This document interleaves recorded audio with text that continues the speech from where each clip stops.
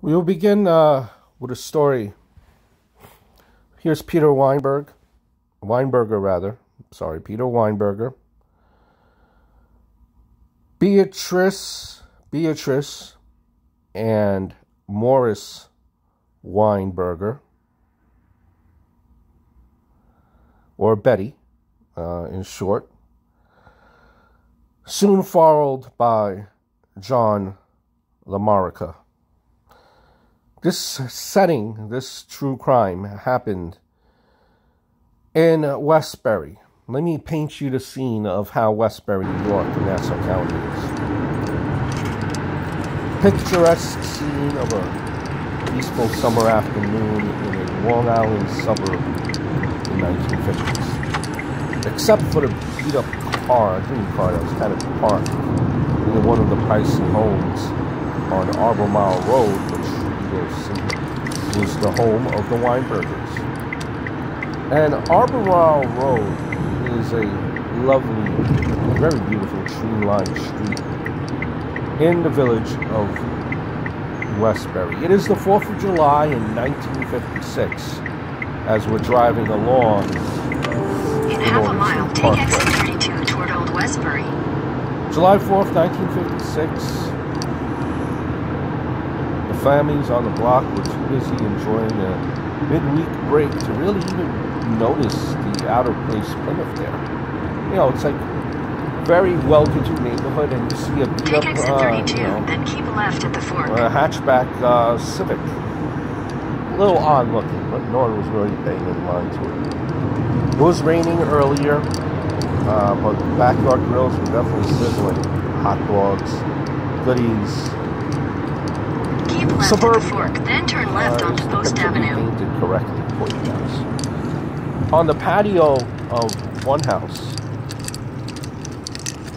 was Beatrice Weinberger, and she was humming to her newborn, all of 31 days, then turn left onto Park Avenue, who was drifting in and out of sleep.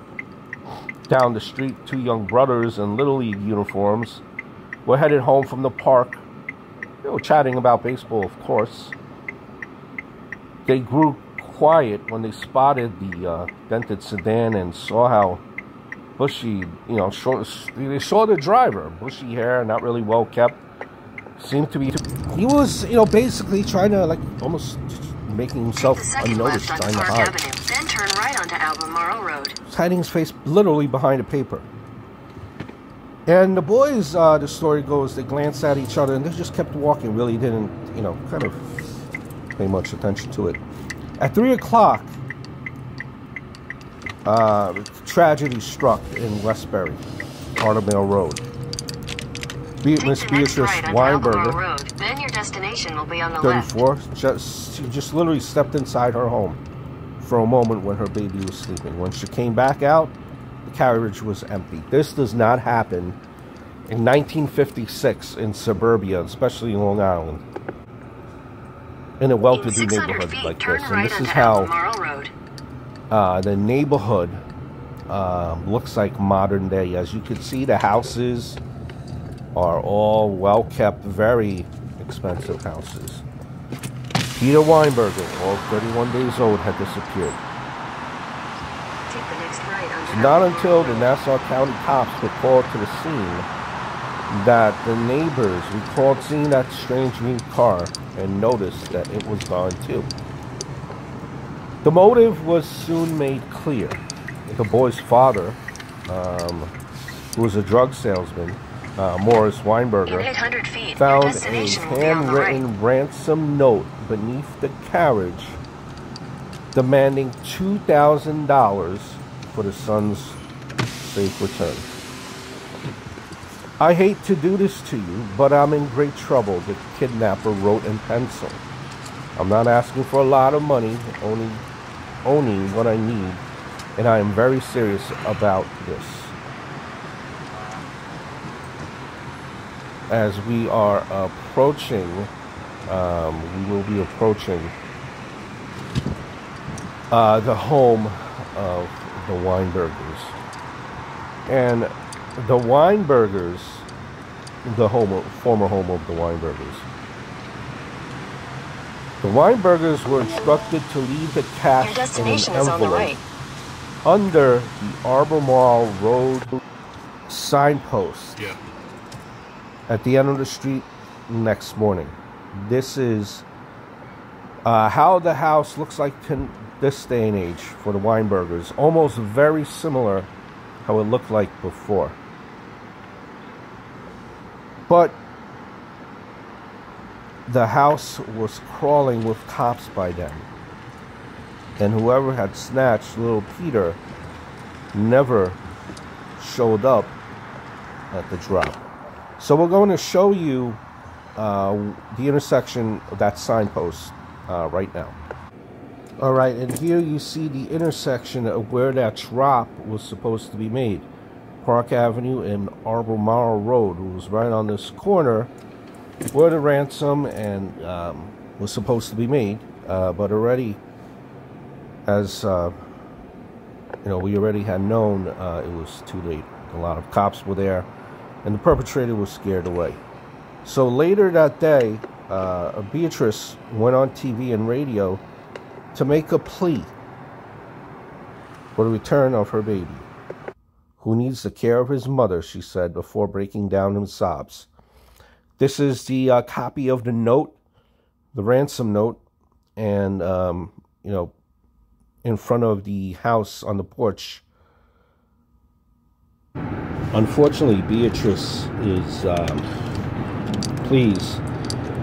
Didn't move the baby snatcher. 5 long, agonizing days passed before the parents heard from the baby snatcher at any point.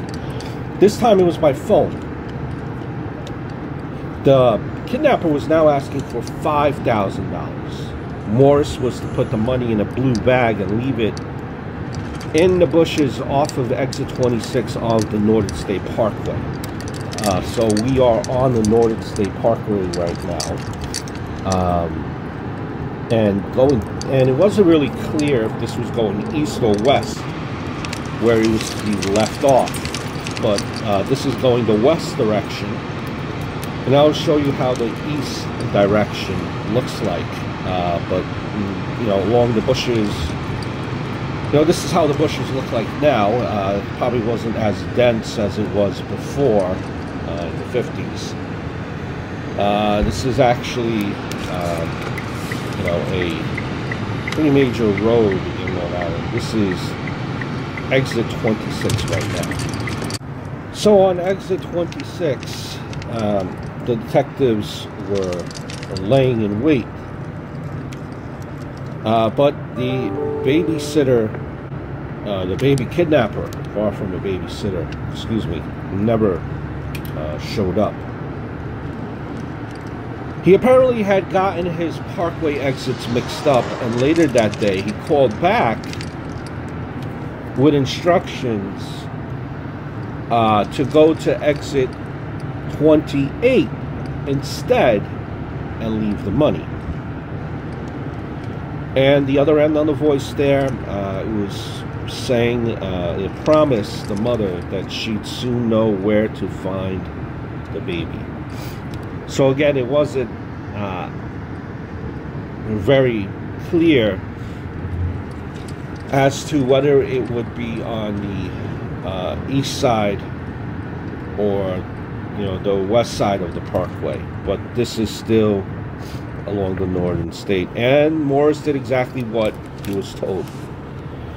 Detectives did hide nearby, but the kidnapper was a no-show yet again. Once the FBI entered the case a week later, the hunt for little Peter intensified. The Weinbergers never gave up hope that their child was alive and safe, and even as the trail grew cold and days turned into weeks without any new breaks and no new word from the kidnapper. What the public didn't know was that the federal agents were painstakingly working on the only leads they had. The handwritten note and the voice on the phone calls, which had been taped. That's it. Late in August, 7 weeks after the abduction, the FBI finally came up with a likely culprit.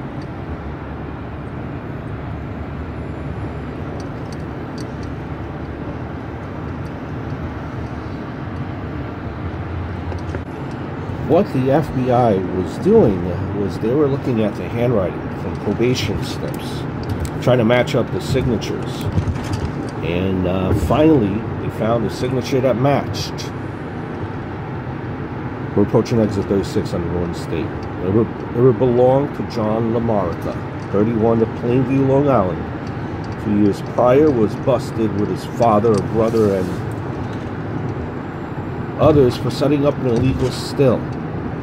He was given a suspended sentence and a year's probation. Driving around aimlessly on July 4th, he saw Miss Weinberger pushing a baby carriage in front of her house. And the distressed dad suddenly got the idea to make a quick buck. But right after the deed and right after kidnapping the baby, he panicked. He left the helpless newborn in a tangle of honeysuckle vines off of exit 37 on the Northern State, not far from his home.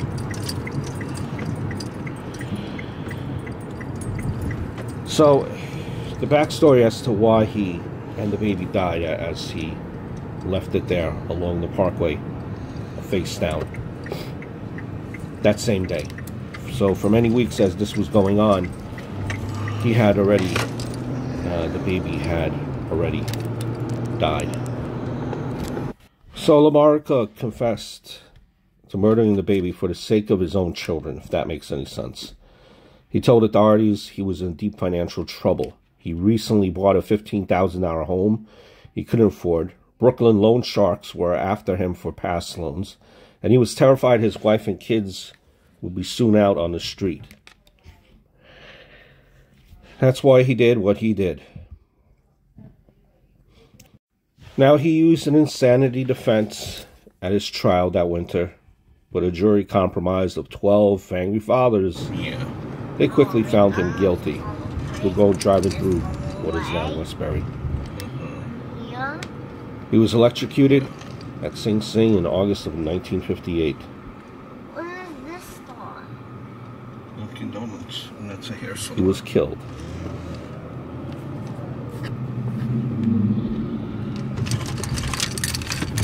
Now, the baby's abduction resulted in a change in law that now allowed the FBI to take over a kidnapping case after 24 hours instead of a week.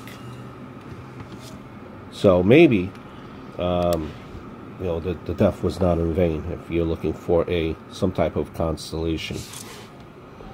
Little to no constellation, obviously, to the parents who lost a child, and to another young family shattered by the loss of a husband and a father. This has been Grez, and I do thank you for watching this video. Please hit that subscribe button. It would mean a lot to me. I hope all is well, and I look forward to speaking to you guys very, very soon. Hope all is well.